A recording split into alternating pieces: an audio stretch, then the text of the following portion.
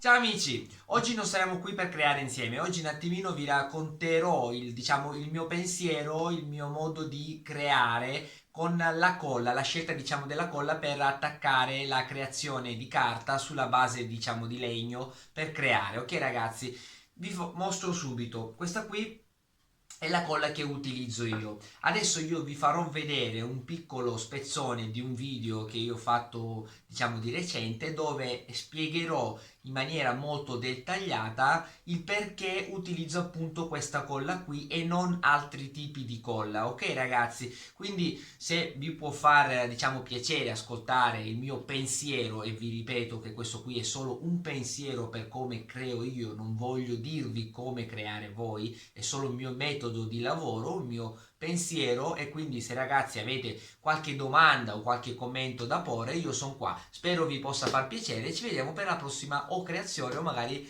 mio metodo di lavoro. Ciao amici! Ok ragazzi, io come al solito adopererò questa colla qua perché diciamo che prima di tutto io ho molto margine di movimento della stampa stessa una volta applicata la colla. Se io vado ad appoggiarla delicatamente, ho dei margini di ruotare, di movimento della stessa stampa.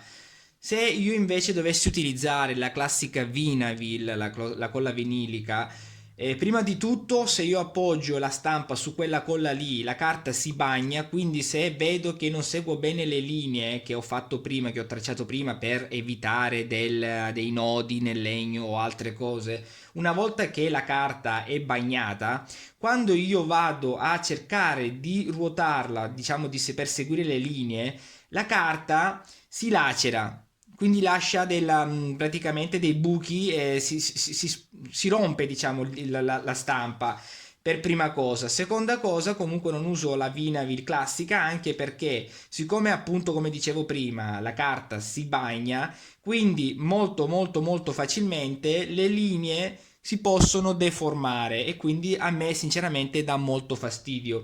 Poi non uso una classica colla spray perché l'ho provato nei primi tempi che creavo a utilizzare appunto questo tipo di colla spray perché non incolla bene la carta, cioè può succedere che una volta che sto iniziando a fare un taglio la carta si scolla e inizia a vibrare, quindi non potrei più seguire la classica linea. Quindi ho deciso, dopo vari tentativi con altri tipi di colla, ho deciso di utilizzare questa qui perché comunque attacca molto molto bene la carta sulla base di legno che devo creare, sulla carta adesiva attaccata appunto sul legno, e perché comunque anche relativamente ha un costo minore. L'unica cosa di negativo è che un barattolo così, se non lo si utilizza in breve tempo, comunque tende ad asciugarsi, quindi poi si diventa inutilizzabile. Però potreste anche comprare dei tubetti più piccolini. Quindi ragazzi, adesso andiamo a spalmare la colla.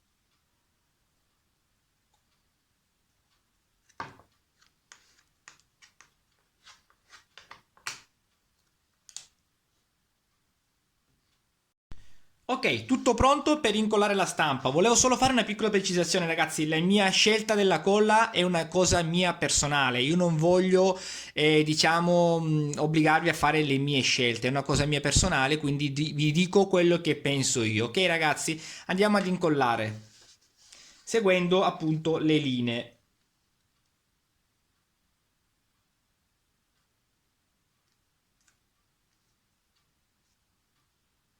Ok.